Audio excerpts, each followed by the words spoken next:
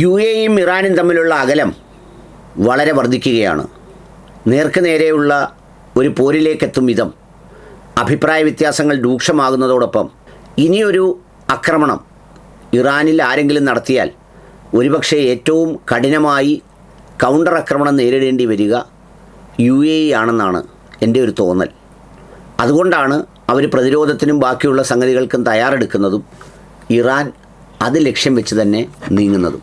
Middle ഈസ്റ്റിലെ ആക്രമണങ്ങളെക്കുറിച്ച് നമ്മൾ പറഞ്ഞിരുന്നത് തികച്ചും അന്യായമാണ്, നീതിയല്ല ഇറാന് മേൽ നടത്തിയ ആക്രമണം.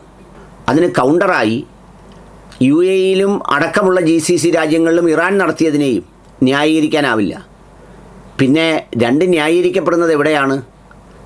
വളരെ ശക്തരായ രണ്ടുപേർ തങ്ങളുടെ മേൽ അനീതി കാണിക്കുമ്പോൾ ആ അനീതിയുടെ അടയാളങ്ങളുടെ തുരുത്തുകളായി ഗൾഫ് രാജ്യങ്ങളിൽ നിലനിൽക്കുന്ന US ബേസുകളിലേക്ക് ആക്രമിക്കേണ്ടി വരുന്നത് നീതിയാണ് എന്ന യുക്തിയാണ് ഇറാനെയും ആ ആക്രമണത്തെ പിന്തുണയ്ക്കുന്നവരെയും അതിനെ പിന്തുണയ്ക്കാൻ പ്രേരിപ്പിച്ച ഒരു ഘടകം.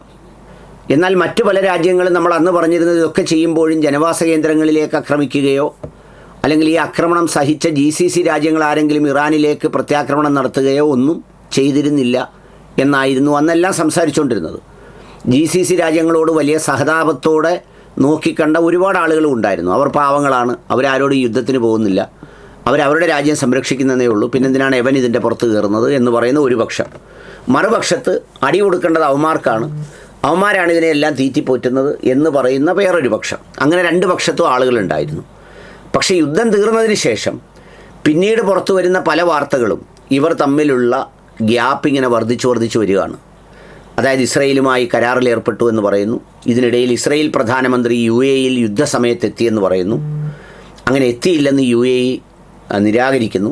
ഇപ്പോൾ അതിനിടയിലാണ് ബ്രിക്സ് ഉച്ചകോടിയിൽ തങ്ങൾ മുന്നോട്ട് വെച്ച പ്രമേയത്തിലെ ചില വാചകങ്ങൾ ചില ഇസ്രയേലി സൗഹൃദ കൂട്ടുകാർ വളരെ കൃത്യമായി അത് ബ്ലോക്ക് ചെയ്തെന്നും അതിലെ പല ഭാഗങ്ങളും തടഞ്ഞു എന്നും തങ്ങളുടെ മേൽ അനീതി പ്രവർത്തിച്ചവരുടെ പേര് പറയാനും അതിനെ അപലപിക്കാനും അവർ തയ്യാറാകാത്ത വിധം അതിനെ നീക്കം ചെയ്തുവെന്നും അത് ഇസ്രയേലിനോട് അവർക്കുള്ള പ്രണയത്തിൻ്റെയും ഇഷ്ടത്തിൻ്റെയും ഭാഗമാണെന്നും പറഞ്ഞ് അബ്ബാസ് അരാച്ചി രംഗത്ത് വന്നിരിക്കുന്നത് കേൾക്കാം. Statement by BRICS ministerial meeting was blocked, or some parts of that was blocked by a member state which has its own special relations with Israel, and this is very unfortunate. We have no difficulty with that certain country. They have not been our target in the current war. We only hit American military bases and American military installations which are unfortunately in their soil. So the only reason they stopped the final statement was their support to Israel and the United States in their aggression against Iran, which is very, very unfortunate. Help those who want to pass safely and securely. This is our policy. At the same time, we have the blockade by the US. We have insecurity in the region because of the US aggression. So obviously the situation is not like the past.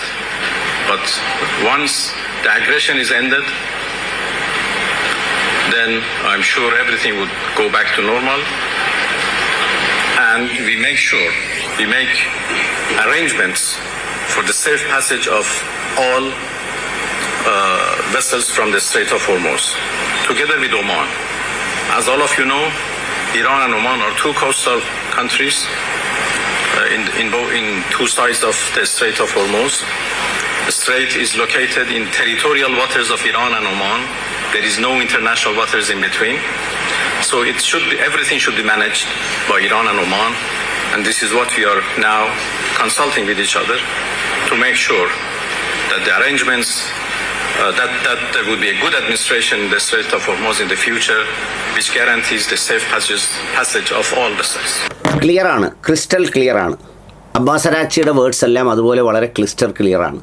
ഞാൻ എപ്പോഴും അത്ഭുതപ്പെട്ടിട്ടുണ്ട്. ഇറാൻ്റെ ഭരണകൂടം അല്ലെങ്കിൽ ഭരണാധികാരികൾ പറയുമ്പോൾ ഭയങ്കര conservative മുസ്ലിം രാജ്യമാണ്, വിദ്യാഭ്യാസമില്ലാത്തവരുടെ നാടാണെന്നൊക്കെ പറയുമ്പോൾ ഇവരൊക്കെ ഫോറിൻ എഡ്യൂക്കേഷൻ നേടിയ ആ ഷഹീദായ ലാരിഞ്ചാനി അടക്കമുള്ള, അതുപോലെ തന്നെ ഈ പറയുന്ന അബ്ബാസ് അരാച്ചി അടക്കമുള്ള ആളുകളൊക്കെയും വളരെ കൃത്യമായി നല്ല ഭാഷയിൽ അവരുടെ കാര്യങ്ങൾ കമ്മ്യൂണിക്കേറ്റ് ചെയ്യാൻ വളരെ പ്രാപ്തരാണ്. വളരെ മനോഹരമാണ്. ഓരോ യുദ്ധങ്ങളും നടക്കുമ്പോൾ ഇതുപോലെ ചില മനുഷ്യരിങ്ങനെ പ്രൊജക്റ്റ് ചെയ്ത് വരാറുണ്ട്.